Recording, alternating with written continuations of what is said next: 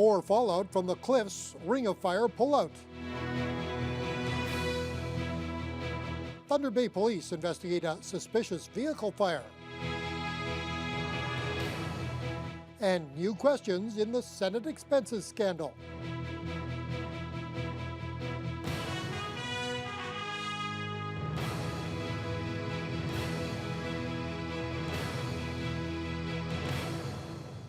Good evening and thank you for being with us. There is plenty of finger pointing today after a bombshell announcement from Cliffs Natural Resources. The company says it is halting all development of its chromite project in the Ring of Fire indefinitely. All of the fingers are pointed at the Liberal government, and today Mines Minister Michael Gravel was on the hot seat at Queen's Park over what the opposition are calling a once-in-a-lifetime opportunity squandered. Dennis Ward has more on the reaction and the dozens of jobs that will be lost. At this point, we don't have any schedule or plans for resuming activities, even if there were some sort of breakthrough. The mood was somber at the Thunder Bay headquarters of Cliffs Natural Resources on Alloy Drive. The office will be shut down before the end of the year, and the future of the 14 staff here are unclear. In all, 58 people are affected by the announcement to shut down the chromite project. Local spokesperson Jason Augenis says all of the outstanding issues that led to the decision are in the hands of the province. The Mining and Lands Commission decision certainly was a big deal. It affected the potential for putting in a road. Without a road to the project area, there is no project. We also have outstanding agreements with the province related to infrastructure and electricity. The Cliffs pullout was the first issue raised at a very rowdy Queen's Park, where the opposition lined up to take shots at the Liberals. You and your ministers were warned by Cliffs. You have absolutely bungled this once-in-a-lifetime opportunity. The Premier promised that thousands of jobs were coming. Those were her words. But once again, when people desperate for work look beyond the press releases, they see a government without any plans, any details, or frankly, any idea what they are doing. Mines Minister Michael Gravel expressed his disappointment, but deflected some of the blame to the federal government.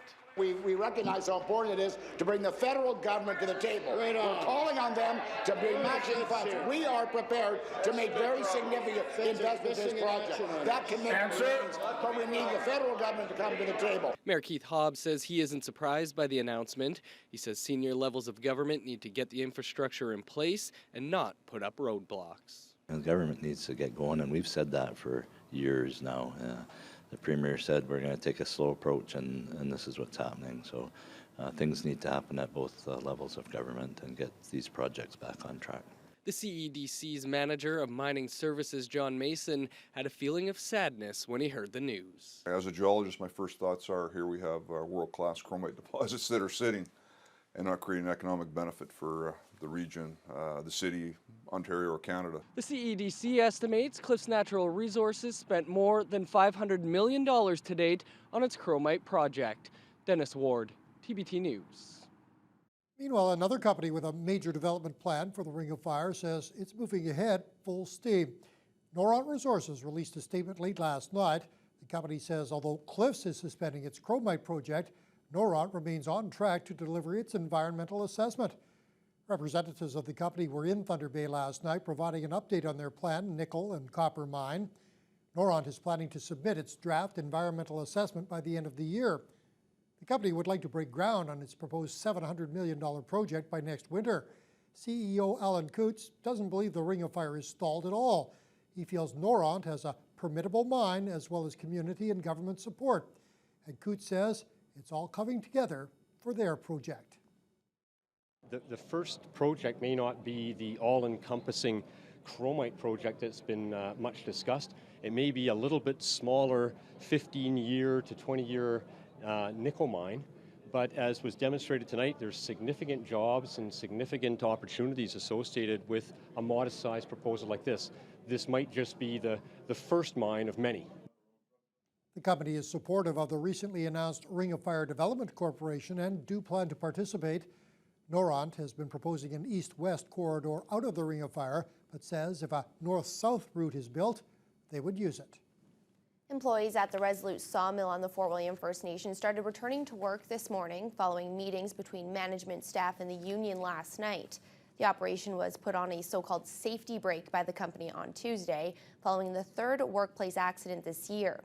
Nearly all of the employees were suspended without pay Tuesday afternoon, following a meeting about the sawmill's recent string of workplace injuries.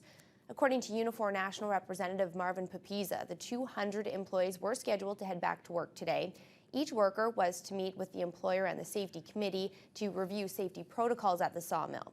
The meetings will continue over the next 4 days. Lumber production at the Resolute Sawmill is then set to resume on Sunday night. Nearly 4 months after an accident which saw 2 cyclists killed near Red Rock, charges have finally been laid against the driver involved.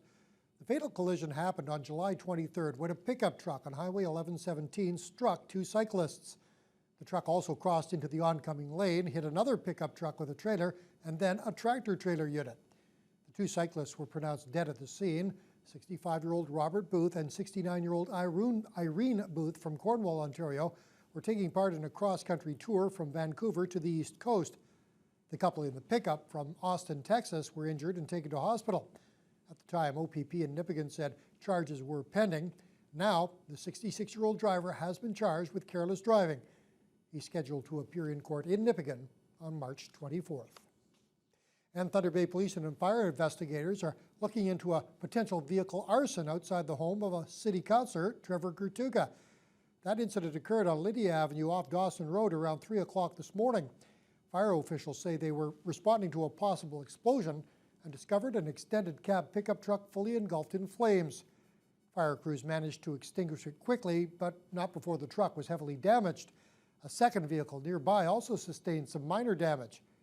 Fire inspectors call it suspicious, and Thunder Bay Police say their preliminary investigation indicates the fire appears to have been deliberately set.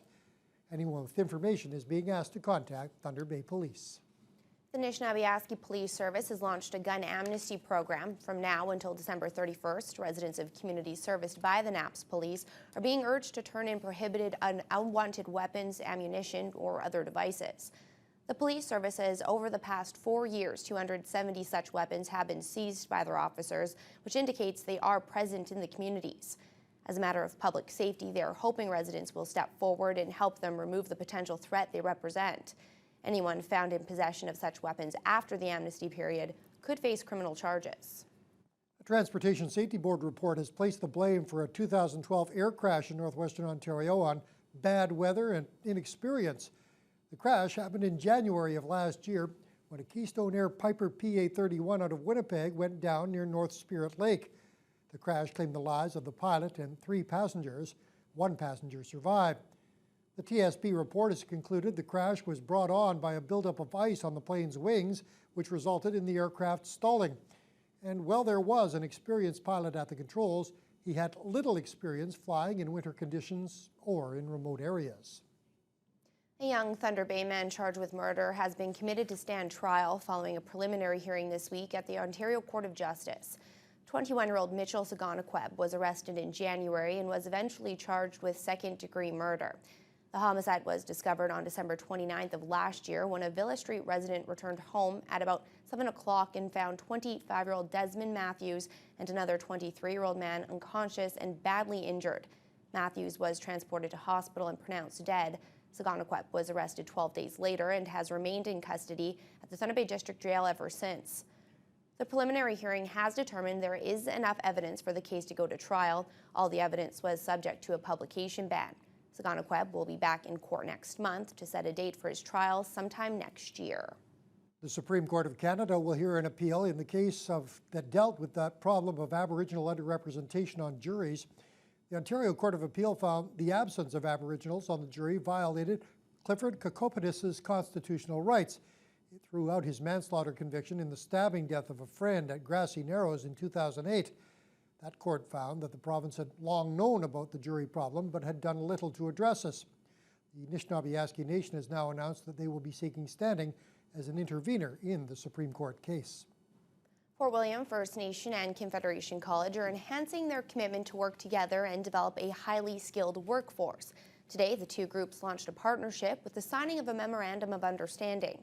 Matt Scooby has more on the agreement and what it will mean for the next few years. The crews that paved over 16 kilometers of road on the Fort William First Nation this summer were mostly made up of Aboriginal people from the reserve. After receiving some training, they were able to get right into the workforce and contribute back to their community. It's opportunities like the paving that Chief Georgianne Morisseau is hoping to increase with the newly signed Memorandum of Understanding with Confederation College. That just shows what our potential is, and that shows what we're able to achieve, not only individually but as a community. And to be able to pair the experience, the level of experience that you obtain with that, with a level of education, that those two married together, you can achieve so much more beyond that. Morisseau calls education a fundamental pillar in not only personal success, but the overall economy as well. And president of the college, Jim Matter, agrees. I think it's part of having everyone getting the maximum they can in terms of training and taking opportunities or taking advantage of the opportunities of Northwestern Ontario. You know, I can't right now produce enough people in trades and technologies in a whole variety of different areas, so we have more people that we can train going in those types of directions, the better for everyone. Matter says they also want to be able to offer programs on the First Nation. That could include business programs as well as training for trades. Another idea is the establishment of a training center on the First Nation, but that's still a part of discussions. With that in mind, Morisseau is hoping to lead the way for other communities to follow. And that's what we're looking to facilitate beyond Fort William First Nation and set that leading example for not only people in Thunder Bay, but also for the broader region and other communities, be it First Nation or not. They can look at Fort William as being a role model or an example of what community success can look like. The two parties have agreed to work with each other for between 3 to 5 years, and Matter is confident that hundreds of people will be involved in the programs. Matt Scooby, TBT News. The high school years can be some of the best of a person's life, but they can also be some of the most challenging, and often teens don't know where to turn for help should a problem spiral out of their control. Today, a group of social work students from Northern College organized a mental health symposium for students at Sir Winston Churchill High. A variety of health organizations were on hand. The students also heard some presentations on mental health, including one from guest speaker Scott Chisholm of the Collateral Damage Project. As a teenager, he lost his father to suicide. Chisholm says back then he didn't have access to the mental health resources that are around today, and he wants all people, especially teens, to be aware of them and realize no matter what their issue, they're not alone. We think that the things that are going on in our lives only affect us and nobody else. Everybody else's lives are rosy and perfect. The reality is that we all deal with issues, and they're just as challenging from one family to the next, from one individual to the next, whether we have a high-income family, low-income family. We have issues that we're afraid to talk about. To me, awareness is one of the biggest things for teens, and having some place to go, like all these booths around here, they'll know where they can go. Say if they have questions for the health unit, questions for the sexual assault health helpline, Native Friendship Centers here, Deleco Mental Health. So I mean, there's a big array of different organizations for them to draw from. The Northern College students hosted the symposium as part of a school project. A new grant from the Canadian Breast Cancer Foundation will contribute to developing a new mammography device right here in Thunder Bay. The portable positron emission mammography will be more effective for detecting tumors in younger women who generally have denser breast tissue. The current unit uses compression between two plates and low-dose X-rays to image the breast, showing the dense mass of a tumor. However, if the patient is denser, this can make the image more difficult to see. Dr. Alla Resnick and her research team have $450,000 over 3 years to develop the device for patients in this region and beyond. We believe that will further reduce mortality from breast cancer. And what we are doing is very important for, as I mentioned, for women at high genetic risk of breast cancer. And this particular population has to be screened at much younger age than women at average risk because of the early onset of breast cancer for this particular population. Resnick will be hiring students from Lakehead University who study in biotechnology to help with research over the next 3 years.